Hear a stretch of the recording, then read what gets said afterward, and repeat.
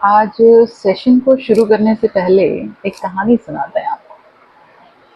और ये कहानी है महान संगीतकार तानसेन की। एक बार अकबर के दरबार में तानसेन गा रहे थे, तो अकबर उनकी गायकी से बहुत खुश हुए और उन्होंने कहा कि तानसेन, मुझे लगता है कि तुमसे ज़्यादा सुरीला और तुमसे ज़्यादा अच्छा गायक इस दुनिया में और कोई नहीं है। तो तानसेन ने कहा कि नहीं महाराज, मुझसे ज़्यादा अच्छा और मुझसे ज़्यादा सुरीला गायक तो आपने आज तक कभी सुना ही नहीं। तो मैं नहीं हूँ, वो कोई और है। तो अकबर महाराज कहते हैं, अगर वो कोई और है तो मैं उसे सुनना चाहूँगा, उसे बुलाओ महल के अंदर, दरबार में बुलाओ और हम यहाँ उसे सुनना चाहेंगे। तो तानसेन ने कहा कि महाराज, वो आपके बुलाने से इस दरबार में नहीं आएंगे। तो महाराजा अकबर को लगा कि अरे ठीक है, फिर मैं अपनी शक्तियों का इस्तेमाल करूंगा, हम उसको समन करेंगे और उसको आना ही पड़ेगा, सिपाही उसको लेकर आएंगे। तानसेन ने कहा कि अगर सिपाही उनको ले भी आए तब भी वो आपके कहने पर आपको नहीं सुनाएंगे और आप इस बारे में उनसे जबरदस्ती नहीं कर पाएंगे। तो महाराजा अकबर ने कहा, अच्छा तो फिर इसे कैसे सुना जा सकता है? तानसेन ने कहा, आप मेरे साथ चलिए और छुप जाइएगा। तो तानसेन ने क्या किया, सबको लेकर वो एक जंगल की तरफ चल पड़े। जंगल में एक कुटिया थी और कुटिया के बिल्कुल पास जाकर तानसेन ने एक राग छेड़ा। तो अंदर एक कोई बैठे थे जो समाधिस्थ थे और उन्होंने अंदर से ही आवाज लगाई, तानसेन, तूने गलत राग छेड़ा है, तो ये गलती कर रहा है, इस गलती में ऐसे सुधार लेकर आ। और उन्होंने उस सुधार को गाकर सुनाया। तानसेन ने फिर दोबारा एक गलती की, उन्होंने फिर से एक बार उसे गाकर सुनाया। और ऐसे करते करते तानसेन ने 3-4 बार गलती की और राजा को मौका मिल गया कि वो उन्हें सुन पाए। सभी सिपाही, राजा के दरबारी और राजा, ये सब लोग उनका गायन सुनने के बाद जब वापस आ रहे थे तो अकबर ने तानसेन से कहा कि तानसेन, इनकी आवाज की जो मिठास है, वो मिठास तुम्हारी आवाज से इतनी आगे कैसे है? मुझे तो लगता था कि तुम ही इस दुनिया के सबसे अच्छे गायक हो, लेकिन इनसे ऊपर तो मैंने कोई गायक सुना ही नहीं। इनकी आवाज तो मंत्र मुग्ध कर देने वाली है, मनमोहिनी शक्ति रखने वाली है, ऐसा कैसा? तो तानसेन ने कहा, महाराज, मैं जिसके लिए गाता हूँ मैं उसके आदेश पर गाता हूँ, मैं आपके आदेश पर गाता हूँ।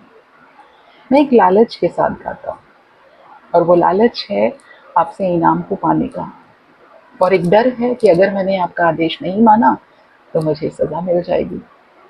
लेकिन ये किसी भी आदेश के मोहताज नहीं है, इनका स्वर आजाद है। ये गाते हैं अपनी खुशी से, अपनी खुशी के लिए, इसलिए इनके अंदर कुशलता भी ज्यादा है। और ये जिसके लिए गाते हैं वो आपसे भी बड़ा महाराज है। ये अपने ईश्वर के लिए गाते हैं और अपनी इच्छा से गाते हैं, इसलिए इनकी आवाज में इतनी मधुरता और इनके गायन में इतनी पवित्रता है। आप जानते हैं वो संत कौन थे जिनके बारे में तानसेन बात कर रहे थे? वो थे संत हरिदास, तानसेन के गुरु, और बहुत ही महान संत। अब सवाल करें, who do you sing for?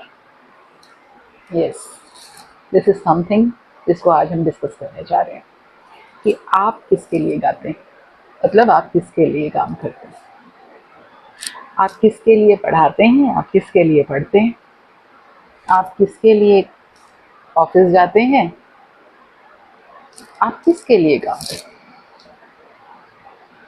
क्योंकि आप जिसके लिए काम कर रहे हैं ना, आपकी कुशलता बस उस तक ही सीमित है। अगर आप इसलिए पढ़ाई कर रहे हैं कि मेरे पेरेंट्स खुश हो जाएंगे, तो परफेक्शन नहीं आने वाला। अगर आप इसलिए पढ़ा रहे हैं कि मेरी जॉब नहीं चली जाए, या मुझे अच्छी सैलरी मिल जाए, तब भी परफेक्शन नहीं आने वाला है। अगर आप इसलिए काम कर रहे हैं कि इससे मेरा परिवार चलता है, तब भी काम में परफेक्शन नहीं आने वाला, आप में कुशलता नहीं आने वाली। हाँ, आप नियर टू परफेक्शन हो सकते हैं, लेकिन परफेक्ट नहीं हो सकते। तो तानसेन भी नियर टू परफेक्शन थे, लेकिन परफेक्ट नहीं थे। परफेक्ट तो संत हरिदास थे। जानते हैं क्यों? क्योंकि संत हरिदास अपनी ग्रोथ, अपनी खुशी के लिए गा रहे थे, अपनी ग्रोथ के लिए गा रहे थे। किसी डर के साथ नहीं गा रहे थे, किसी लालच में नहीं गा रहे थे। तो अगर हम अपनी जिंदगी में कामयाबी हासिल करना चाहते हैं, तो ज्ञान अर्जित करना, और ज्ञान को अर्जित करके उसको इम्प्लीमेंट करना, वो भी बिना किसी डर के, बिना किसी लालच के, ये हुनर अपने अंदर ले लीजिए। क्योंकि आप जिसके लिए गाएंगे ना, फायदा उसको ही होने वाला है। तो अगर आप अपने एम्प्लॉयर के लिए काम करें, तो फायदा एम्प्लॉयर को है। अगर आप पेरेंट्स के लिए काम कर रहे हैं, तो भी इसका भी फायदा आपके पेरेंट्स को है, आपको कहाँ है। आप अपने लिए काम कीजिए, आप अपनी परफेक्शन को बढ़ाने की कोशिश कीजिए, आप अपने ट्रेट्स को बढ़ाने की कोशिश कीजिए, आप अपनी क्वालिटीज़ को एनहांस करने की कोशिश कीजिए। आप खुद में एक ऐसी शक्ति अनुभव करेंगे कि कामयाबी आपके पीछे दौड़ेगी। तो थ्री इडियट्स का एक डायलॉग है ना आमिर खान का, कि नॉलेज के पीछे भागो, कामयाबी अपने आप मिलेगी। तो बस यही सार है। Who do you sing for? आजकल क्या प्रॉब्लम आ रहा है? मैम अच्छे टीचर्स नहीं है स्कूल में, कोचिंग पर जाते हैं। अच्छे टीचर्स नहीं है स्कूल में, क्यों? क्या आप लोग पढ़ाई नहीं करके आए हुए? आपके पास डिग्रीज नहीं है क्या? आप लोग भी तो स्कूल में ही पढ़ा रहे हैं ना।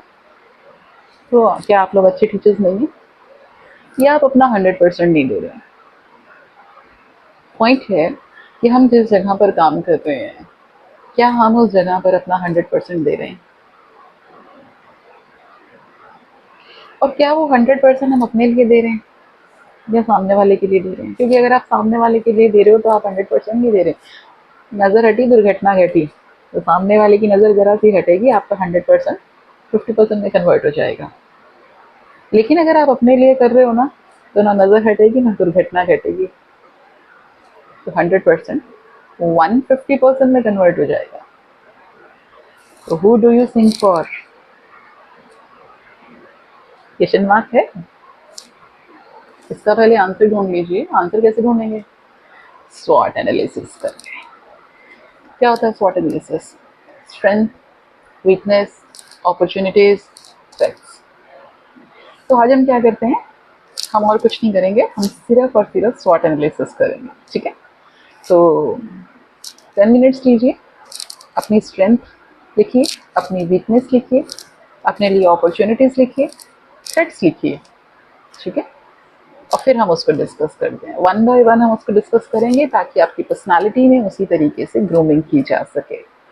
ठीक? तो 10 मिनट लीजिए और